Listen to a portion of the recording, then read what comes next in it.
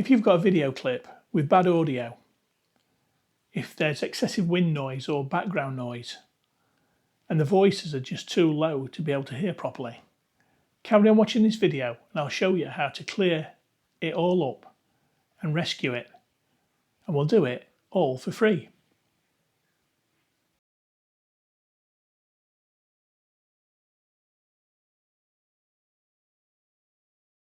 Hi, welcome back to Bite Size Guide. I'm Phil. In this episode, we're going to be looking at rescuing video clips that have got a bad audio. When I say a bad audio, I mean if they've got severe wind noise, or your mic wasn't working properly and it's very quiet, or there's just background noise in general.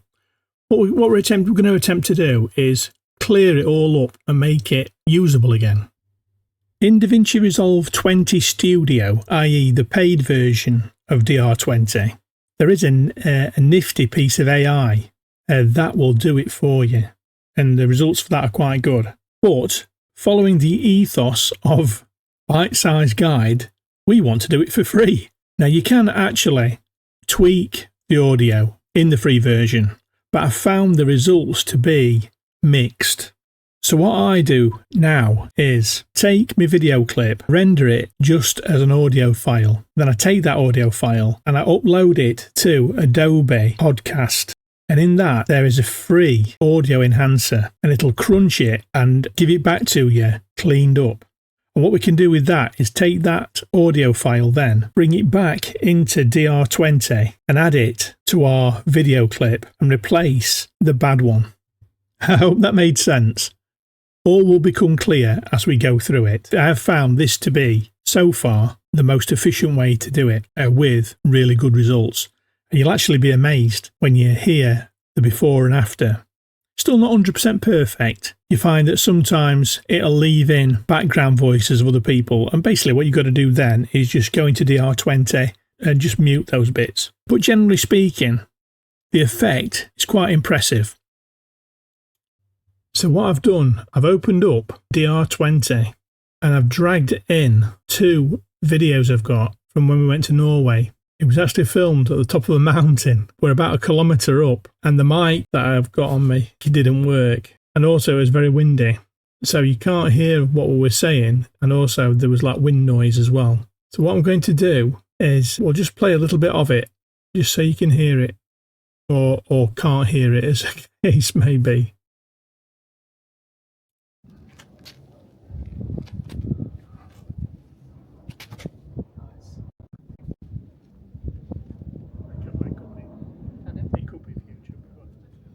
As you can see me talking, but you can't really hear it. What you can do, you can actually grab, as we've done before, you can grab the volume line and drag it up, but just to try and hear the sound of the voices. But when you do that, it also drags up the wind noise and the background noises as well. So you're no better off, really. So what we're going to do is go to delivery. This is what you'd normally do if you're going to upload it to YouTube. You go to delivery, you give it some information, and it'll render it into all your tracks and all your titles and your effects and everything. It renders it into one file, and you can get that then and upload that to YouTube. But for our purposes today, what we're going to do is just do an audio. So what we're going to do is split off the audio and the video, so we're just leaving the audio behind. So we'll go to delivery, and we're going to call I'm going to call the file name Norway Bad Sound, and the location of this saved rendered file is going to be the desktop. At the top, I've clicked audio only, and I've highlighted audio. And we're going to have it as a WAV file. And basically the rest of this is just like standard. We'll leave the rest of it. And then we go to Add to Render Queue. And there it is.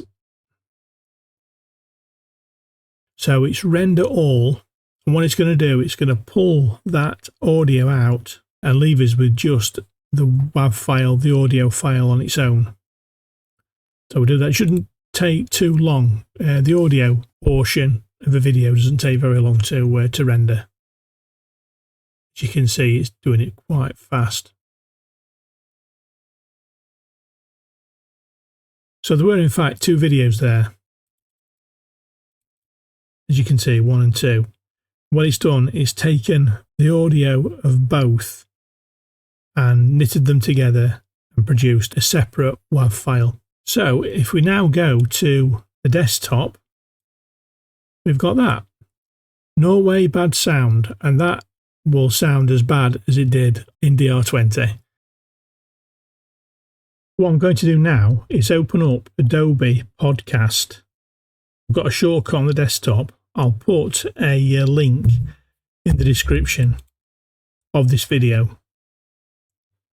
So what we want to do when it opens up is go to Tools and Enhance Speech. So I click on that and we get that. What we're going to do is take our file that we've just extracted from DR20, the audio file, and we'll grab it and drag it over there. And now it's just starting to upload it to Adobe. So I've just forwarded it a little bit there and it's nearly completed uploading it. We're nearly there. And now it's enhancing it. Doesn't take very long. And it'll leave us with a, hopefully, cleaned up, enhanced audio track. And that's done. Now, because it's the free version, you can't tweak it. You can turn up and down speech enhancement levels and the background enhancement levels in the paid version, but this is a free version, so we're stuck at 90 and 10. But I found that to be actually quite good anyway, so it doesn't really matter for me. So now we go to download, and that's going into downloads.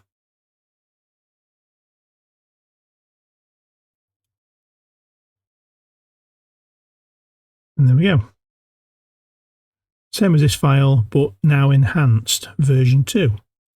So we'll get rid of Adobe.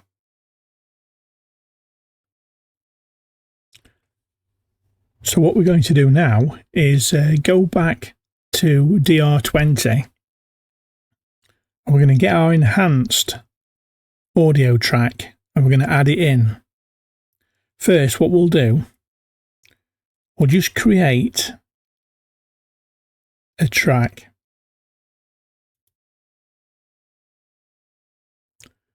And then we'll find our enhanced track. And basically all we're going to do is drag it over onto the new track that we've just created. Now I've done it like this just so we can compare the two. In reality, what we could do is just drag it straight over the top and cut out the middleman and just replace it directly. But we're going to do it like this so we've got two, and we can play one and then the other just to show a comparison.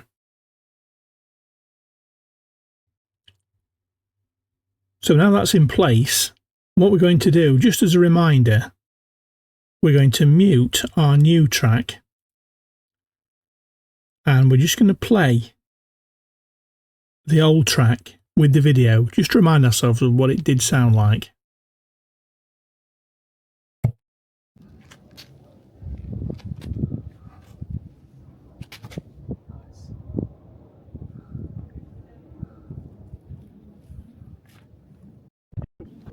It's not as cold as I thought it was going to be. I thought it might be a lot colder. It said it could be like 10 degrees difference from down at the bottom to right up on mountain. But then Yes, I've come here by a big boat. Sunday was at sea. A bit the snow. later on, yeah, there's snow. The snow's slightly higher up than we are, probably another 50 metres up. It's snow line. Yeah, it was pretty bad. There was a lot of wind noise, and the actual mic, which I forgot to switch on at the time, was very low. It was actually, the mic was being picked up from the camera itself, and because it was so far away, that's why it was really quiet. So what we'll do now is we'll play the new track and we'll see if we can notice a difference. So what we'll do, we'll mute the old one and we'll unmute the new one, and we'll just play that. But it's not too cold here, is it? It feels all right. We're surrounded by glass in like a circle with a big back on it that tells you, stand up, it tells you what the mountains are and how high they are. But I reckon is that meters? Meters like take that. Is it kilometres underneath? Yeah, but that's the distance from wherever. That's how far away it is from this point. That should give you an idea, doesn't it, how far away? And you can zip wire it down? This is not scary enough. There's actually a zip wire. Get off.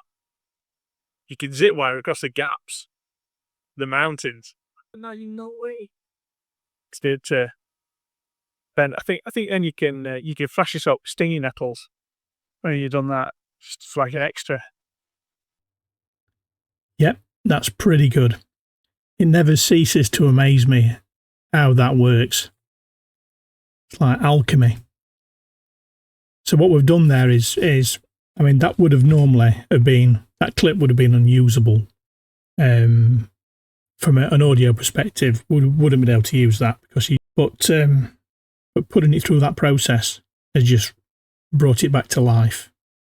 So, and I was really gutted at the time. I thought I was really gutted that I'd taken this video atop of a mountain, and I wasn't going to be able to use it.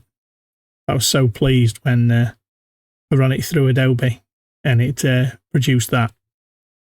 Fantastic. Well, I hope you found that interesting and useful. And of course, it's completely free. Result. If you found this video useful, please give us a thumbs up and click on subscribe. And also, please leave a comment. The more comments we get, the more improvements we can make to these videos, and the better and more useful they'll be to people in the future. I'm Phil, and this is Bite Size Guide. Thanks very much for watching, and we'll see you next time.